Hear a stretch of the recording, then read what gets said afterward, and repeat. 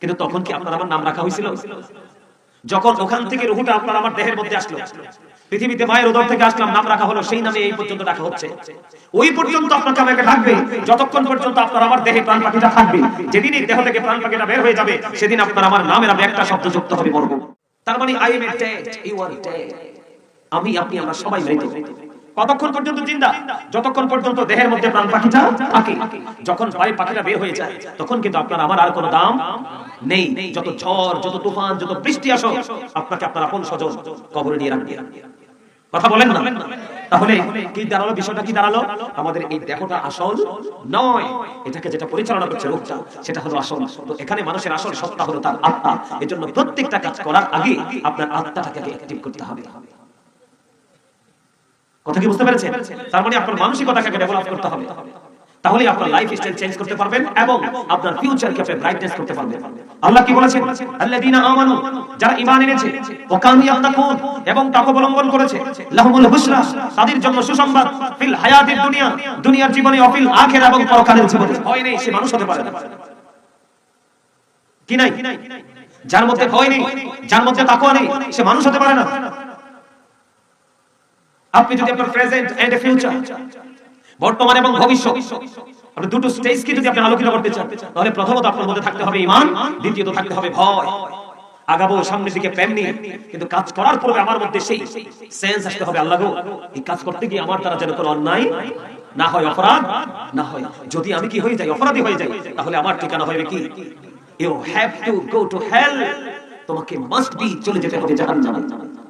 জাহান্নাম হলো অবর্ণনীয় কষ্টের জায়গা, আর জান্নাত হলো অবর্ণনীয় সুখের জায়গা। ওকে বলবে গো টু প্যারাডাইস, কার জন্য জান্নাত। কিন্তু আমরা এখন বর্তমানে ম্যাক্সিমাম মানুষ, এই প্রজন্ম থেকে পরবর্তী প্রজন্ম, নেক্সট যারা আসবে, ম্যাক্সিমামই জাহান্নামী হবে। ওমা কথা বলে না?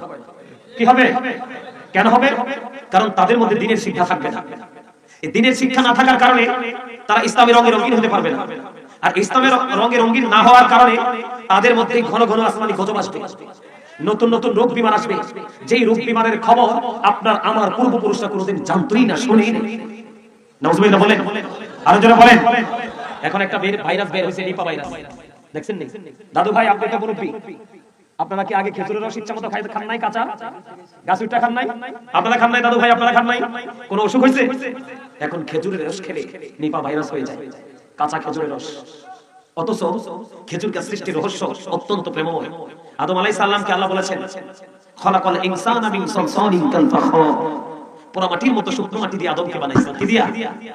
আদমকে বানাইয়া যে আদমের বডিটা সাইজ করছে, সাইজ করার সময় যেই মাটিগুলো পৃথিবীর বিভিন্ন জায়গায় ছড়িয়ে ছিটিয়ে পড়েছে, এই জায়গা থেকে কিয়ামতের আগ পর্যন্ত খেজুর গাছ উঠবে। খেজুর হলো অত্যন্ত সুস্বাদু খাবার, এটার মধ্যে সর্বস্তরের এনার্জি আছে। আর রসের স্বাদের কথা তো বলেই শেষ। খবরে নেওয়ার পরে বন্ধু আমার দিকে তাকান, দুইজন ফেরেশতা আসবে তাকে প্রশ্ন করার জন্য। দুইজন ফেরেশতা আসবে। ও বন্ধু, এই দুইটা ফেরেশতার স্কিন হবে ব্ল্যাক, কালো। কি হবে? কথা বলে। কালো হবে দেখতে, তাদের চোখগুলো হবে বন্ধু নীল। পাপী মানুষগুলোটাকে প্রশ্ন যখন করা হবে বন্ধু, তিনটা কয়টা? তাকে প্রশ্ন করা হবে, সে বলবে লা আদি। তাকে প্রশ্ন করবে, সে বলবে লা আদি। তাকে প্রশ্ন করবে, সে বলবে লা আদি। সে কিছু জানে না, কিছু জানে না, কিছু জানে না। বন্ধু রে, তখন সঙ্গে সঙ্গে গায়েব থেকে আওয়াজ আসবে, মাটি, মাটি রে। ওই মাটি পাপিষ্ঠ, সারাটা জীবন জমিনের উপর থেকে কত অন্যায় করেছে, কত অপরাধ করেছে, জীবনে কোনোদিন কোনো আলেম ওলামাকে মূল্যায়ন করে নাই। তারা যখন কোরআন হাদিসের কথাগুলো বলেছে, গ্রহণ করে নাই। মাটি, মাটি রে, এমন ভাবে তুমি তাকে চাপ দাও। ও বন্ধু পুটিয়ার মানুষ, ও পুটিয়ার আমার ভাই, আমার বাবা গো, মা, মা গো, আমি আমার বোনদেরকে রেখে রেখে বলতে চাই, হৃদয় খুলে শোনো, কত ভয়ঙ্কর হবে বন্ধু এই কবর। বন্ধু এমন ভাবে চাপ দেবে, চিৎকার করবে, হাহাকার করবে, কেউ নাই রে সেদিন, কেউ বন্ধু তোমার পাশে থাকবে না। কারণ এই কারণে কেউ বন্ধু পাশে থাকবে না। আমার রাসূল আগে জানিয়ে দিয়েছেন, আল কবর রাওজাতুম মিন রিয়াদিল জান্নাতি ওয়া হুফরাতুম মিন হুফারিন নার। আমার রাসূল বলে দিয়েছেন, কবরটা জান্নাতের একটা বাগান হবে। কারো কারো জন্য কবরটা হবে প্যারাডাইস, আবার কারো কারো জন্য কবরটা হবে বন্ধু ভয়ঙ্কর হেল। কারো জন্য কবর জান্নাত, আবার কারো জন্য বন্ধু জাহান্নাম। এমন ভাবে মাটি চাপ দিবে বন্ধু, মানুষ কিন্তু একবারই মরবে, দুইবার মরার সুযোগ নেই। কবরে যাওয়ার পর পরে সে আবার পুনরায় জিন্দা হয়ে যাবে।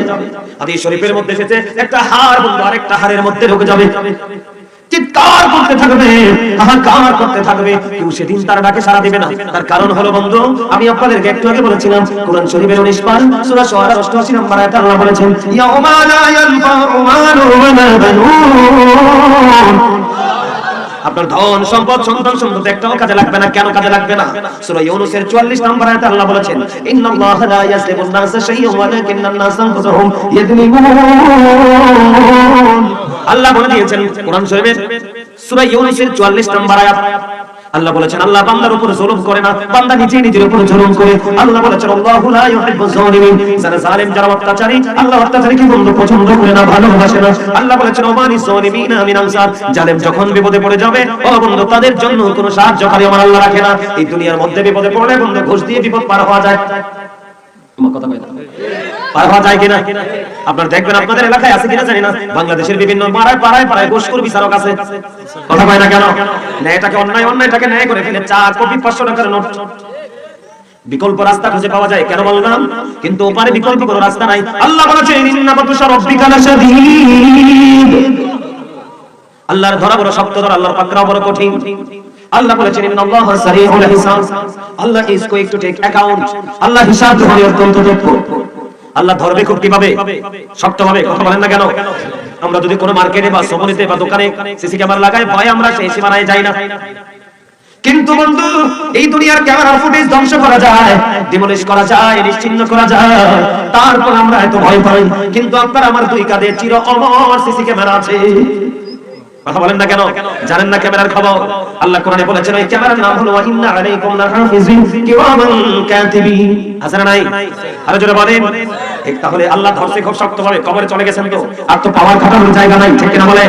বন্ধুরে আমার শুধু এখানেই বন্ধু ক্ষান্ত নয়, আল্লাহ বলেছেন লা ইয়ামুত, people will not die that day, সেদিন মানুষগুলো মরতে পারবে না। আল্লাহ বলেছেন ফিহা ওয়ালা ইয়াহইয়া, people will not be able to live that day, সেদিন মানুষগুলো বন্ধ বাঁচতে পারবে না। আল্লাহ বলেছেন ওয়া human হাবিয়ু ওয়াইবিন, people will not be able to escape that day, মানুষগুলো চাইলেও সেদিন সেখান থেকে আর পালাতে পারবে না।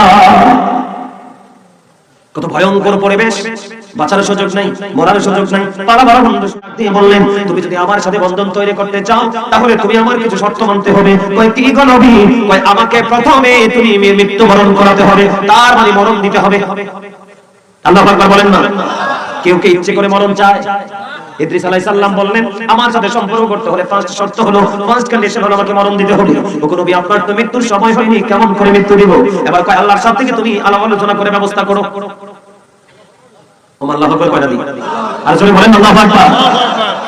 ব্যাপারটা কি সহজ মনে করছে? এটা কি কখনো সহজ ভাবা যায়? এবার ইদ্রিস আলাইহিস সালাম একটা ডাক দিয়ে বললেন নবী, তিনি কিন্তু আল্লাহর নবী, তিনি ডাক দিয়ে বললেন আজরাইল রে শুধু আমাকে মরণ দিলে হবে না, আমার মৃত্যুর পরে আমাকে আমার জীবন দিতে হবে। আজরাইল তো আশ্চর্য হয়ে গেছে, কি ঘটনা? একবার মৃত্যু দিব আবার জীবিত করব? কয় রে আজরাইল শুধু জীবন দিলে হবে না, আমাকে একবার জান্নাত জাহান্নাম দেখাতে হবে। সুবহানাল্লাহ। কয় শুধু জাহান্নাম দেখালে হবে না, আমাকে একবার জান্নাত দেখাতে হবে। যখন জান্নাতের কথা বলল এবার আজরাইল দেখে বলে নবী নবী গো কি কথা বলেন গো, আপনি জান্নাত দেখার পরে ফিরে আসবেন নি। আল্লাহু আকবার। আপনারা ওয়াজ বুঝেন না? সুবহানাল্লাহ, এখনো মজার হয় না। আপনি কি বুঝছেন? এতক্ষণ কিন্তু পাল্টা কোনো জবাব নেই, কিন্তু এখন কি বলছেন? আপনি কথা দেন জান্নাত দেখে ফিরে আসবেন। সুবহানাল্লাহ বলেন না? তাহলে বোঝা যায় এটা কত মধুর জায়গা। এবার বন্ধু কি হলো? আল্লাহকে বললেন আল্লাহ গো তোমার নবী তো মরতে চায়, কয় হ হ হ মরণ দিয়ে দাও। বন্ধু কেন আপনাদেরকে এখানে নিয়ে আসলাম? ওনার মৃত্যু দেওয়া হলো বন্ধু, জীবন বের করে দেওয়া হলো। উনি মৃত্যুবরণ করলেন, মৃত্যুবরণ করার পরে আবার পুনরায় ওনাকে আবার দেহের মধ্যে জীবন দেওয়া হলো। জীবন দেওয়ার পরে এবার ওনাকে প্রশ্ন করা হলো, নবী নবী গো, আপনার যে মৃত্যুবরণ করেছেন, আপনার যে মরণ হয়েছিল, আপনি আপনার মৃত্যুটাকে কেমন পেয়েছিলেন? ইদ্রিস আলাইহিস সালাম একটা ডাক দিয়ে বললেন, আমার কাছে আমার মরণটা এমন মনে হয়েছে, জীবন্ত একটা প্রাণীকে জীবন্ত অবস্থায় তার মাথা থেকে পা পর্যন্ত চামড়াটা তুলে ফেললেন, অথবা পা থেকে মাথা পর্যন্ত চামড়াটা তুলে ফেললেন। একটা প্রাণী অথবা একটা মানুষ যেমন কষ্ট পায়, আমি নবী ঠিক তেমন কষ্ট পেয়েছি। চুরি চুরি একবার বলেন না আল্লাহু আকবার। অথচ একজন নবী তিনি এই রোজা রাখলে ইফতার আসে জান্নাত থেকে। ওনার বক্তব্য যদি এমন হয়, আপনার দুনিয়ার মানুষের অবস্থা কেমন হবে? এই যুগের মানুষের মতো দুষ্ট মানুষ আর যুগে আগে ছিল না। কথা বলেন না কেন? বন্ধু দেখেন, এরপর ওনাকে জাহান্নাম দেখানো হলো, ফিরে আসলেন। জান্নাতে যখন গেলেন, খেয়াল করেন, জান্নাতে প্রথমবার ঢোকার সময় তিনি জুতাগুলো খুলে ঢুকছে। যাওয়ার পরে জান্নাত একটু বিচরণ করলো, জান্নাত বিচরণ করে বন্ধু বাইরে আসলেন, কারণ ওই আজরাইলকে কথা দিয়েছে তিনি বাইরে আসবেন। এবার তিনি কি করলেন? ও বন্ধু, বাহির থেকে জুতাগুলো নিয়ে আবার জান্নাতে ঢুকে যান। এবার আল্লাহ নবীকে ডাক দিয়ে বললেন, আজরাইল নবী গো, আপনি না কথা দিয়েছেন জান্নাত থেকে বাইরে আসবেন, আবার গেলেন কেন গো নবী? এবার ইদ্রিস আলাইহিস সালাম ডাক দিয়ে বললেন, হে আজরাইল, আমি ওখান থেকে আর বাহির হব না, আমি এখানেই থাকবো। নবী গো, আপনি বাইরে চলে আসেন। না না না, এখান থেকে তুমি বাইরে বাইরে হয়ে আসেন গো নবী। এবার ইদ্রিস আলাইহিস সালাম বললেন, মানুষের একবারই তো মরণ হয়, আমার তো মরণ হয়েছে। সুবহানাল্লাহ বলেন না? জান্নাতে যাওয়ার আগে একবার তো জান্নাত দেখবে মুমিন, জাহান্নাম দেখবে। আমি তো জাহান্নাম দেখে ফেলেছি। সুবহানাল্লাহ বলেন না কেন? আরো যারা বলেন।